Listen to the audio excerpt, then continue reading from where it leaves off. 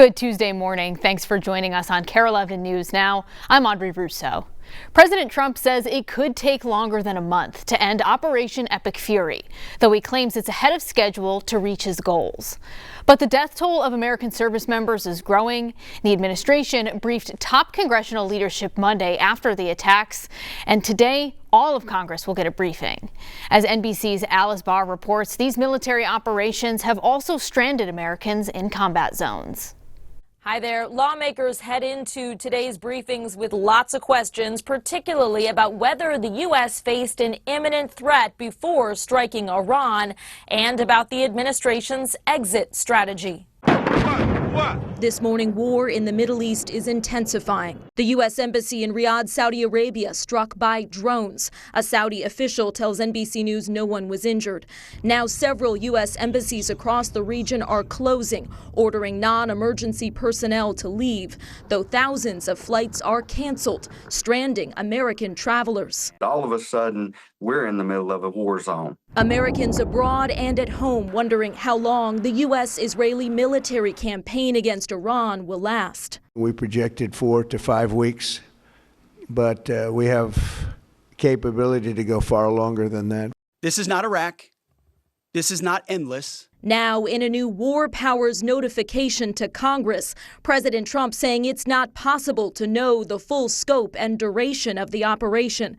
Trump officials set to brief all of Congress today, as some leading Democrats who got early briefings argue Iran did not pose an imminent threat to the U.S. There was a threat to Israel. But if we equate a threat to Israel as the equivalent of an imminent threat to the United States, then we are in uncharted territory. Secretary of State Marco Rubio saying the administration knew Israel was preparing to strike Iran, and the U.S. acted first to prevent a chain reaction. There absolutely was an imminent threat, and the imminent threat was that we knew that if Iran was attacked, and we believed they would be attacked, that they would immediately come after us. With now 6 American service members confirmed dead as Iran strikes back, the president vowing to destroy Iran's missile capabilities and navy, ensure they can never get a nuclear weapon and can no longer arm terrorists.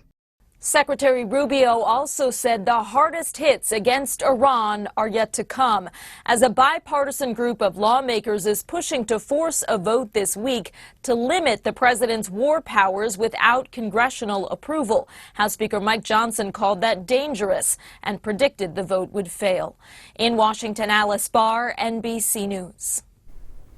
The Middle East is a key fuel-producing region, and as a result of the war, it'll cost you more to fill up your tank, with oil and natural gas prices rising this morning.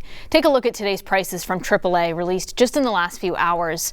The national average is up 11 cents from yesterday, sitting at $3.10 a gallon. Here in Minnesota, we're seeing a 16-cent jump in just the last 24 hours, with our average at $2.99 a gallon. A heartbreaking update this morning in Sunday's mass shooting in Austin, Texas. We're now learning one of the people killed was an MMA fighter in Minneapolis. Med City Fighting Championships, a promoter out of Rochester, Minnesota, confirming on Facebook 30-year-old Jorge Peterson was one of the 3 people killed in the attack. Right now, authorities say they're investigating the shooting as an act of terrorism. The suspect was wearing a Property of Allah hoodie. New this morning, the Minnesota Wild and St. Paul are making their pitch to the legislature for money to renovate Grand Casino Arena, River Center, and the Roy Wilkins Auditorium. The city and team want $200 million in help from the state. $125 million of that would be for the arena, and the rest for River Center and Roy Wilkins. Now, the city would put up more than $162 million, and that money, according to the city, would come from an extension of the half-cent sales tax. The Wild would fund the rest of the money and cover any overrun costs for the project. A similar attempt to get money from the state for the arena failed last year. Today, a crucial hearing surrounding your voter data. The DOJ is suing Minnesota over access to its voter rolls. However, the state is trying to get the case thrown out. The DOJ argues that they need the data to ensure the state is complying with federal election laws like the National Voter Registration Act and the Civil Rights Act of 1960.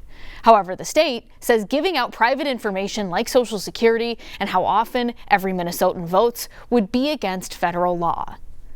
This morning, U.S. Attorney Daniel Rosen and Acting Civil Chief David Fuller are in St. Paul Federal Court. They're expected to explain why they shouldn't be held in contempt of court for failing to return belongings to more than 24 released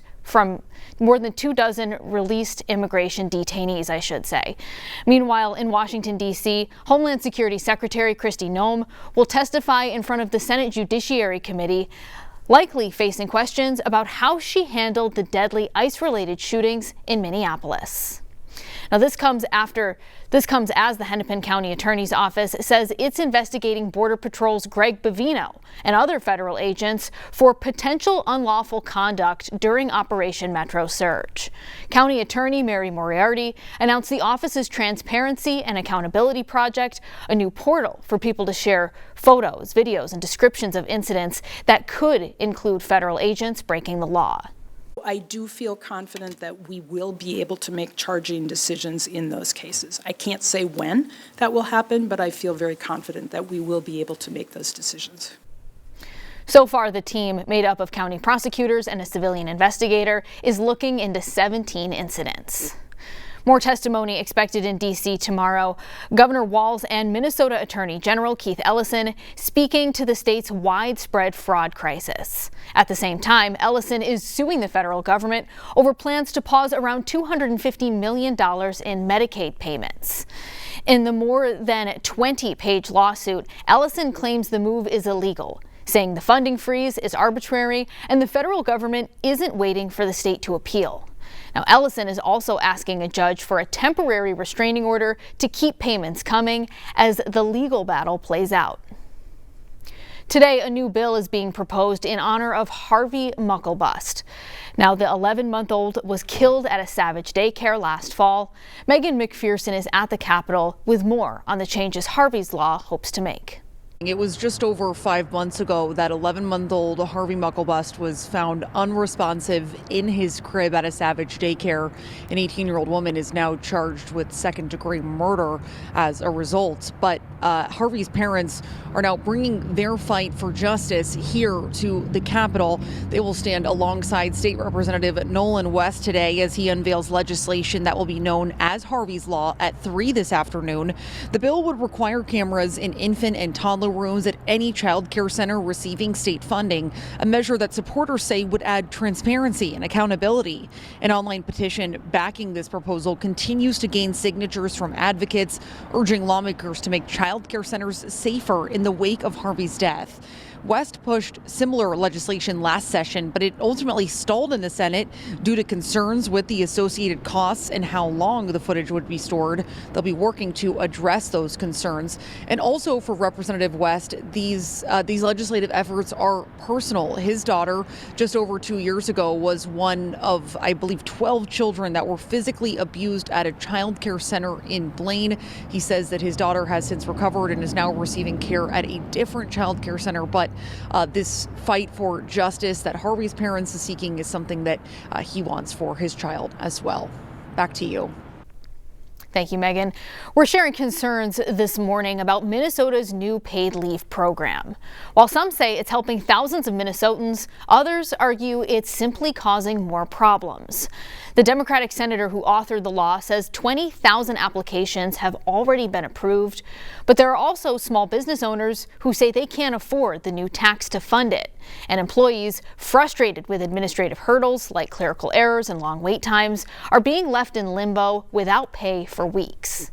I figured there was going to be some issues when it came to applying just because everyone was going to be applying, but I didn't realize that it was going to be as hard as it is. Republicans say they've already introduced bills this new legislative session to allow employers to opt in or out of the program, saying they have the votes to change the law. Now, the results are in this morning, showing a dramatic drop in speeding in Minneapolis in the first few months of the speed camera program in the city.